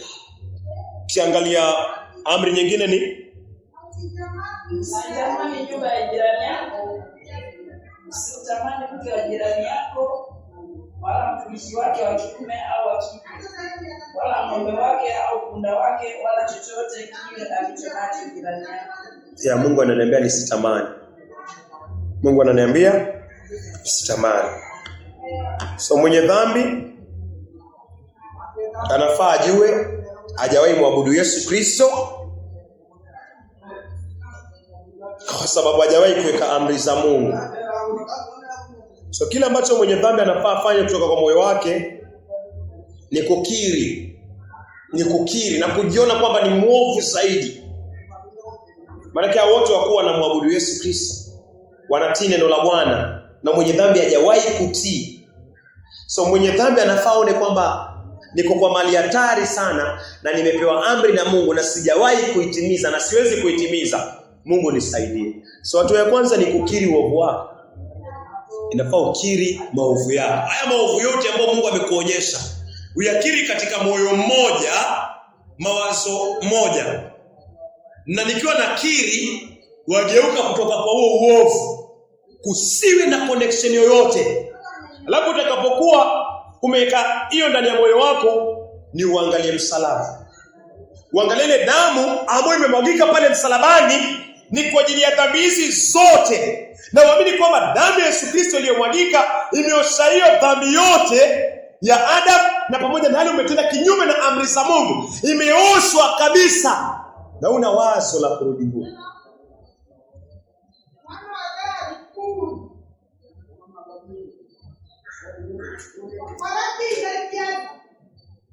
Methali elekea kumaliza. Methali 28 mstari wa 13. Kitabu ni cha Methali 28 mstari wa 13. Yeye afichaye dhambi zake hatafanikiwa. Yeye afichaye dhambi zake, Mungu anasema hatafanikiwa. Bali yeye anayezitaja moja baada ya moja baada ya nyingine, yeye afichaye dhambi zake hatafanikiwa. Yeye afichaye dhambi zake hatafanikiwa. Bali yeye anayeziungama, nisiungame niziseme, Mungu sijawahi kumwabudu Yesu Kristo, Mungu nisamee, Mungu nihurumie, Mungu nimezini, Mungu nimeasi, Mungu nimeiba, Mungu nimetamani, Mungu nimepokea dhambi kutoka tumboni, Mungu nihurumie na unisaidie. Anayesema, Mungu anasema atapata rehema. Atapata rehema. Rehema ni kwamba Mungu atakupatia huzuni ya kiungu, atakupatia toba, atakupatia imani ya kuamini kazi ya Yesu Kristo, atakupatia ufunuo wa injili ya Yesu Kristo, utaamini na utaokolewa. Mungu atakupatia imani. Imani ni zawadi, hainunuliwi kwa matendo. Imani haina bidii yako, ni kushuka, ni kuwa mwaminifu na moyo na neno la Mungu ndani ya moyo, na kusema mbele za Mungu na utaki kurudi huko tena. Hiyo ni kukiri. Hatua nyingine pia ni kutubu. Kutubu ni kuziwacha. Ezekieli sana tumekuwa tukisoma kwa neema ya Mungu, Ezekieli 18:30. So ni kuzisema, mwenye dhambi ni kuzisema, sijawahi kumwabudu Yesu Kristo, ni kuzisema. Baada ya kuzisema, Mungu ni mwaminifu, atazifuta. Anakuambia wachana nazo. Wachana nazo, usifikirie hata kurudi huko tena. Kwa sababu kuna amri umepewa, umwabudu Yesu Kristo na hujawahi kumwabudu. Na utakufa utaingia jehanamu. Na Mungu ananipatia chance, anakupatia chance. Anakuambia ziseme sasa. Sema, ziseme tusemezane. Njoo tusemezane. Anza kuzitaja. Wachana nazo. Njoo tusemezane. Mungu anataka uwe muabudu wa Yesu Kristo. Anatafuta waabudu wa roho na kweli. Anakutafuta. Naweza kusoma Ezekieli 18:30. Ezekieli 18:30. Kwa hiyo nyumba ya Israeli, nitawahukumu kila mmoja sawa sawa na njia zake, asema Bwana.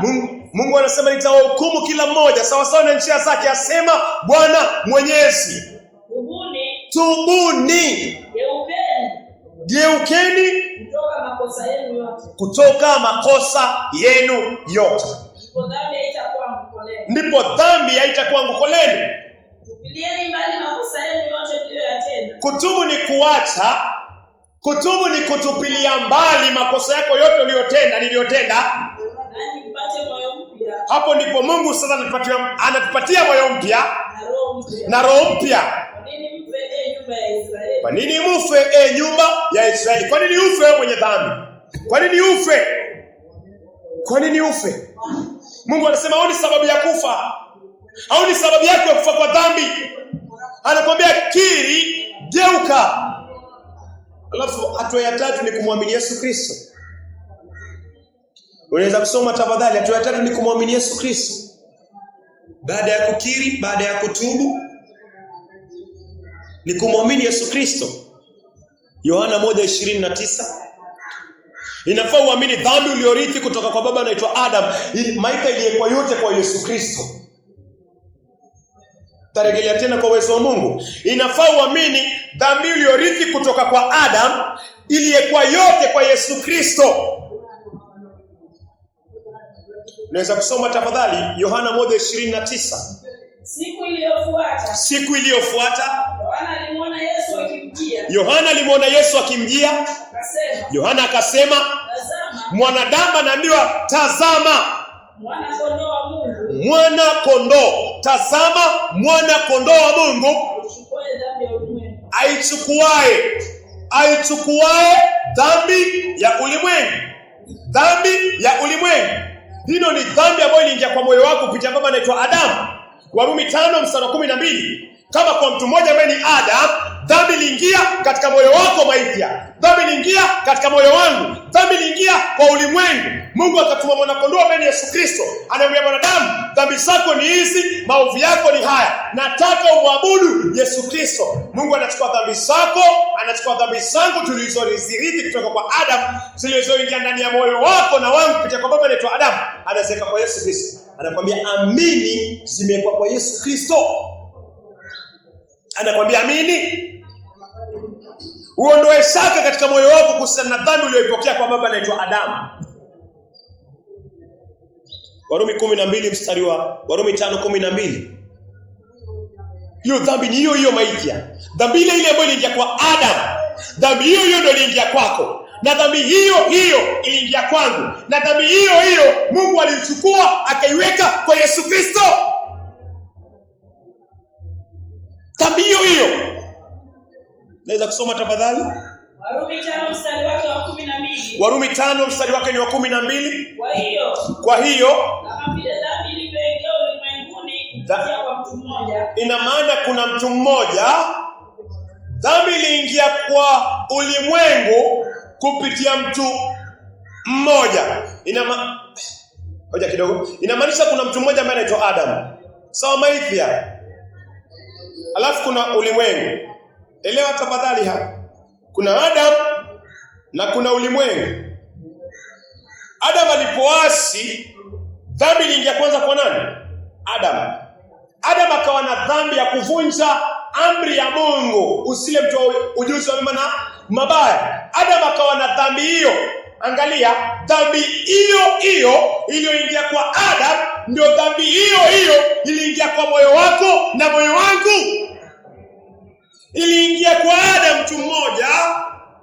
Hiyo iliyoingia kwa Adam ndio iliingia kwa ulimwengu wote.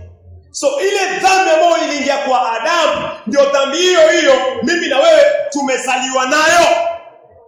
si nyingine. Ile Adam aliambiwa usile akala, ikaingia kwa moyo wake dhambi, akahesabiwa dhambi. Dhambi hiyo hiyo ndio iliingia kwa moyo wako, ni ile ile, na dhambi hiyo hiyo ndio Yesu Kristo anaiondoa. Sasa isoma yote sasa. Kwa hiyo Warumi 5:12. Kwa hiyo kama vile dhambi ilivyoingia ulimwenguni kupitia kwa mtu mmoja, na kupitia dhambi hii mauti ikawafikia watu wote, na kwa sababu wote wamefanya dhambi. Mungu anasema ni ile ile dhambi ya Adam. Ile ile ya Adam ndio hiyo hiyo iliingia ndani ya moyo wangu. Ndio hiyo hiyo iliingia ndani ya moyo wako. Na dhambi hiyo hiyo Yesu anaichukua. Yesu anaichukua. Yohana 1:29. Siku iliyofuata Yohana anamwona Yesu anakuja kwake. Yohana akasema, Mungu anamwambia mwenye dhambi, sasa mtazame Yesu Kristo, mwana kondoo wa Mungu, aichukuae dhambi ya ulimwengu. Ikawa imefanya nini sasa? Imechukuliwa. Hiyo ndio imani. Hiyo ndio imani maiti. Hiyo ndio kwamba dhambi ile ya Adam ndio iliingia kwangu, na hiyo ndio Yesu hiyo hiyo aliondoa. So sina hiyo dhambi tena, kwa sababu maandiko anasema Yesu aliiondoa. Tena kwa huru. Hiyo ndio kumwamini Yesu Kristo. Na si hiyo tu, bali pia maovu. Maovu ni yale umetenda kinyume na amri. Dhambi lile umerithi. Maovu ni yale umefanya kinyume na amri za Mungu. Mwenye dhambi hajamwabudu Yesu Kristo. Maana usizini amezini. Usiwe na miungu mingine amekuwa nayo. Hajawahi muabudu Yesu Kristo, hajawahi kuabudu neno la Mungu, hajawahi abudu amri za Mungu, mwenye dhambi. So ina maana amevunja amri za Mungu. Mungu anachukua uasi wako na uasi wangu anaweka kwa Yesu Kristo. Isaya 53:6. Maovu ambayo umeyatenda yamewekwa kwa Yesu Kristo. Yamewekwa kwa Yesu Kristo, yahukumiwe, usiaregele tena.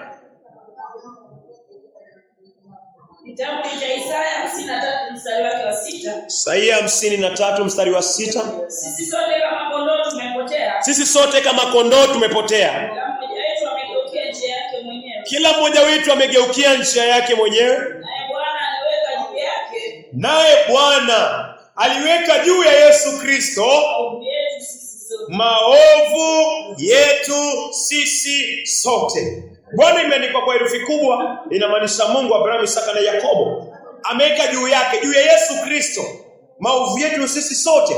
Ina maana yale makosa yote umeyafanya, Mungu ameyaweka kwa Yesu Kristo. Ina maana Mungu akuhesabii tena makosa, hataki tena uendelee kuishi maisha ya kukosa, kwa sababu ameyachukua akaweka kwa Yesu Kristo na akayahukumu juu ya mwili wa Yesu Kristo. Anatafuta nini Mungu? Anatafuta worshipers, maidha. Mungu anatafuta waabudu. Ndio anafanya hiyo kazi, anatafuta waabudu watakayemwabudu kwa roho na kweli, lakini lazima kwanza shughulikie dhambi zako. Na yafaa uamini.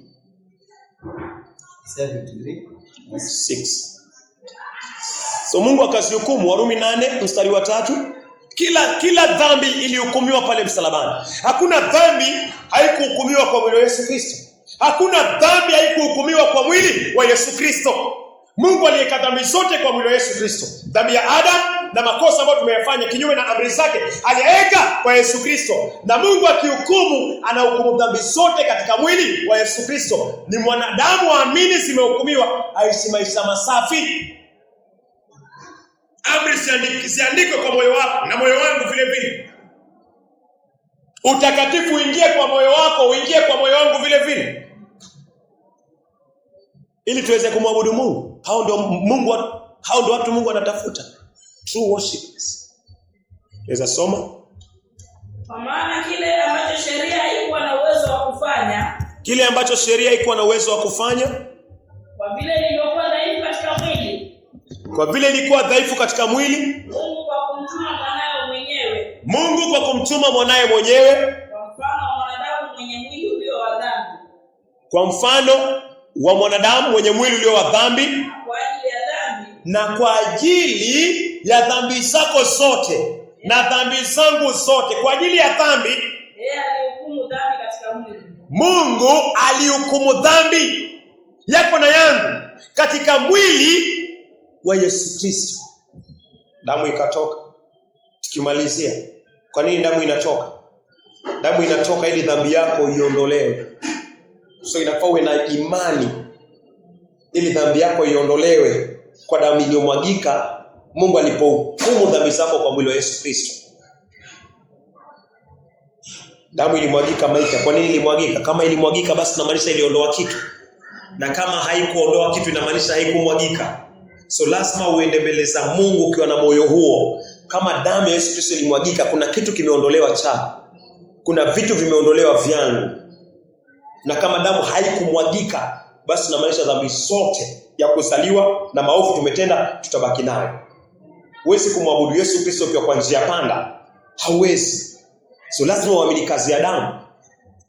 Tukimalizia Mathayo 26 mstari wa 28 na Ufunuo 1 mstari wa 5. Hii ndio damu yangu ya agano. Yesu anasema hii ndio damu yangu ya agano. Mwagikao kwa ajili ya wengi. Damu ya Yesu ilimwagika kwa ajili ya watu wengi. Ondoleo la dhambi. Damu ya Yesu ilimwagika ili watu wengi wapate ondoleo la dhambi. Damu ya Yesu ilimwagika ili watu wote wapate ondoleo la dhambi. Hii ndio damu yangu ya agano. Yesu anasema hii ndio damu yangu ya agano. Mwagikao kwa ajili ya wengi. Yesu anajua damu yake inaenda kumwagika msalabani. Itamwagika na ilimwagika kwa ajili ya watu wengi. Ondoleo la dhambi. Ili hao watu wengi wapate kuondolewa dhambi zao wakiamini katika damu ya Yesu Kristo. Wakiamini umwagikaji wa damu iliyotoka kwa mwili wa Yesu Kristo kwenye Mungu alikuwa anaadhibu dhambi zetu. Hiyo damu ilitoka. Mungu anakuambia iliosha dhambi zako kwa ukamilifu. Geuka kutoka kwa hizo dhambi. Amini damu, uoshwe, uwekwe huru dhidi ya dhambi. Amri ziandikwe kwa moyo, uwe muabudu wa roho na kweli. Bwana Yesu asifiwe. Amen. Ufunuo 1 mstari wa 5. Ufunuo 1 mstari wake wa 5.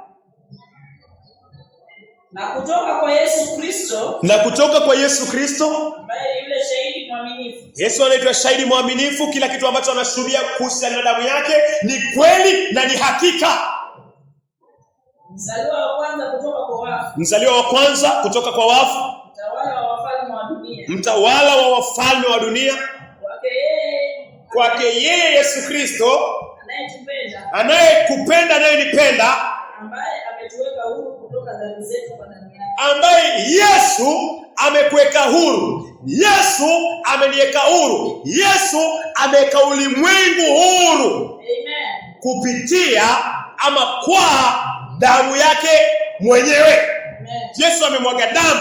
Wale ambao wanaitwa kwa toba na imani kwa damu yake, Yesu anasema wanapata ondoleo la dhambi na yeye ni shahidi mwaminifu na wanakuwa huru. So kaa chini tafadhali. Ujue Mungu anakuita umwabudu Yesu Kristo. Na lazima uamini injili ya Yesu Kristo, niwe mwabudu wa Yesu Kristo. Sasa tuamini na tuombe. Mungu Abrahamu, Isaka na Yakobo, sifa na utukufu ni zako Bwana. Asante kwa moyo huu Bwana. Mungu ni mengi umekuwa ukinena. Asante kwa Bwana kwa ajili ya muda Bwana. Na ni mengi tayari ushanena Bwana. Tunaomba tu Roho wako Bwana azidi kuweka kiasi ndani ya mioyo yetu Bwana. Mungu, kile ulichotupatia Bwana, wacha katufanyie kazi Bwana. Nasema Bwana unatafuta watu wa kuabudu katika roho na kweli Bwana. Unawatafuta Bwana. Katika Yohana 4:21 mpaka 24 Bwana. Nasema kwamba unawatafuta Bwana watu watakao kuabudu, watakao muabudu Yesu Kristo Bwana. Mungu, acha damu uliohubiri mahali hapa, wacha toba, wacha neno lako Bwana, wacha amri zako Bwana sikapate kutimizwa kwa wale ambao hazijatimizwa Bwana, na kwa wale ambao tayari zimetimizwa Bwana, zidi kuimarisha katika msingi wa imara huo Bwana, msingi wa mwamba huo ambaye ni Kristo Yesu Bwana. kamkemee mwovu shetani kwa jina la Yesu Kristo, kwa kuondoa neno katika mioyo yetu unapolipanda, ya kupanda mbegu nyingine Bwana, katika jina la Yesu Kristo Bwana. Na ukatuweke huru Bwana, na ukatuweke huru Bwana. Wala ambao hujaweka huru Bwana, nenda ukavunje minyororo ya dhambi kupitia damu ya Yesu Kristo Bwana. Na ukaonekane Bwana kwa wote, na wote wapate kuona ukuu wa mwanao Bwana. Asante kwa sababu tuliumbwa kwa Yesu Kristo na kwa ajili yake Bwana. Tusaidie tuweke maisha yetu kwa ajili yake Bwana. Kwa jina la Yesu Kristo, kupitia Roho wako Mtakatifu tumeomba na tukiamini. Tuseme neema. May the grace of our Lord Jesus Christ and the love of God, the fellowship of the Holy Spirit be with us now and forevermore. Amen. Tusimame. Baba yetu, Father who art in heaven, hallowed be thy name. Thy kingdom come. Thy will be done on earth as it is in heaven. Give us this day our daily bread. Forgive us our sins as we forgive those who sin against us. Lead us not into temptation, but deliver us from the evil one. For thine is the kingdom, the power, and forever and ever.